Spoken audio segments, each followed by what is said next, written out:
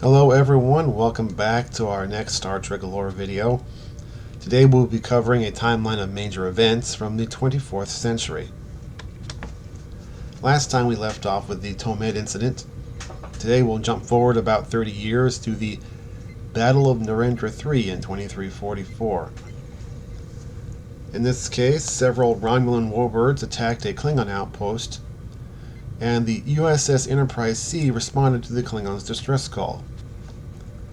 The Starfleet vessel was lost, however this sacrifice impressed the Klingons, leading to improved relations between the two powers, and eventually a treaty of alliance.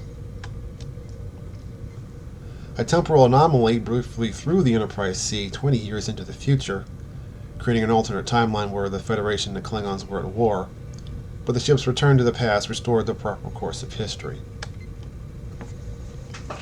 Beginning in approximately the 2350s, the Cardassians and the Federation were engaged in a number of border conflicts. A truce was finally achieved in 2366, even though tensions remained high in the years after this period, and treaty negotiations were ongoing. In 2363, the Enterprise D was launched under the command of Captain Jean-Luc Picard. Enterprise D served as the flagship of the Federation for the next several years.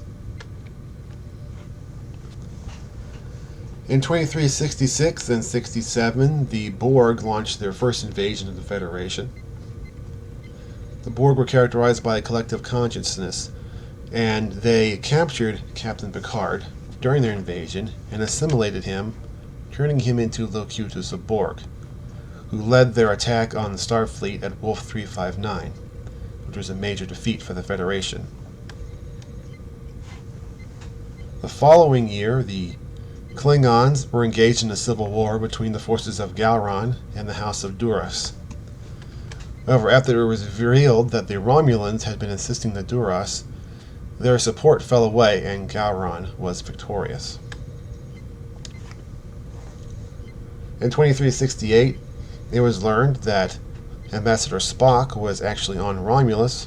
It turned out he was assisting the growth of the Romulan and Vulcan unification movement. However, the Romulan government discovered this movement and tried to use it as a pretext for an invasion of Vulcan. In 2369, a major event in the affairs of the Alpha Quadrant involved the withdrawal from the planet Bajor by the Cardassians after 60 years of occupation. To assist in rebuilding, the Bajorans invited the Federation to help them out, and Bajorans and Starfleet jointly administered the station Deep Space Nine, which had been left behind by the Cardassians. Also, the wormhole was discovered that led to the Gamma Quadrant on the other side of the galaxy. A treaty signed with the Cardassians in 2370 was not considered satisfactory by a number of the Federation colonists along the border, what was now referred to as the Demilitarized Zone, and they launched their own resistant movement known as the Maquis. Typically it would attack the Cardassians, but would also sometimes be a thorn in the side of the Federation as well. Later on that same year, the Federation made first contact with the Dominion, who were the largest power in the Gamma Quadrant, and the Dominion were none too happy to have their territory violated. In response to this new threat, Starfleet assigned the new USS Defiance to the station for defensive purposes. In 2371, the starship Voyager was lost during a mission to the Badlands, and it was learned years later when they re-established contact that they had been thrown across the galaxy into the Delta Quadrant. In 2372, the Cardassian dissident movement succeeded in overthrowing the Central Command, which was the military government of Cardassia, and established civilian control. However, the Klingons suspected involvement by changelings from the Dominion and responded by invading Cardassia. When the Federation opposed this, the Klingons attacked Deep Space Nine. A truce was re-established, but growing tensions grew between the Federations and the Klingon Empire. Meanwhile, in 2373, the Borg launched their second invasion of the Federation, once again sending a single cube that was defeated at the Battle of Sector 001. However, the Enterprise E was forced to follow a Borg sphere back in time to prevent them from changing history. Also in 2373, the Federation and the Klingons' tensions opened up into warfare briefly, before it was revealed that the tensions had been manipulated by a changeling impersonating General Martok. When Martok changeling revealed himself, peace was reestablished, even though it wasn't an easy one for a time.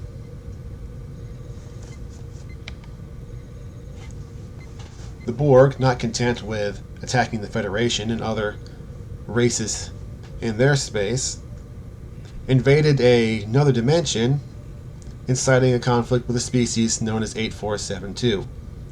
However, it turns out this time, resistance was not futile.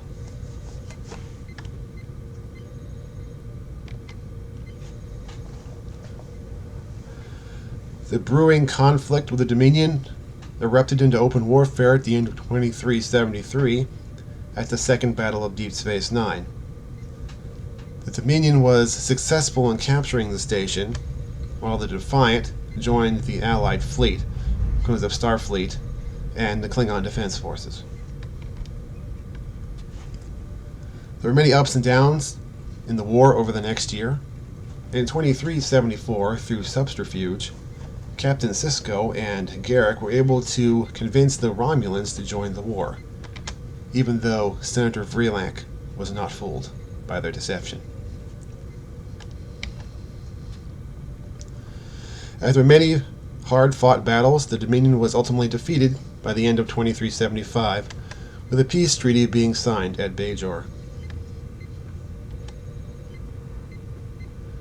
A few years later, in 2377, the starship Voyager returned to Earth after 7 years in the Delta Quadrant, and were welcomed home by Starfleet.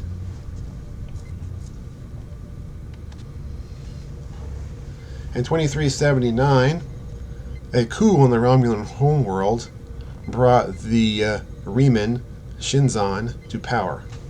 Remus was the sister planet of Romulus. However, to everyone's surprise, Shinzon was not actually Reman, but was a human clone of Captain Picard. His attempt to attack Earth resulted in the Battle of the Bassin Rift. Several years down the road, a supernova of the Romulan Sun resulted in the destruction of the entire Romulan system. There was some warning a few years beforehand that this would happen, and Starfleet attempted to assist in the evacuation of Romulus, although their efforts were crippled by a synth attack on Mars in 2385. This brings us up to 2399, which coincides with the first season of Star Trek Picard, which involved the synth crisis with a planet of Soong-type androids, as well as the Borg artifact, and also the Romulan organization known as the Zhat Vash. That brings us to the end of the timeline, at least so far. As more shows come out, there may be new additions to the Star Trek lore, which we'll be covering as the time comes. In the meantime, I thank you once again for joining us for this video, and I hope you have a blessed day.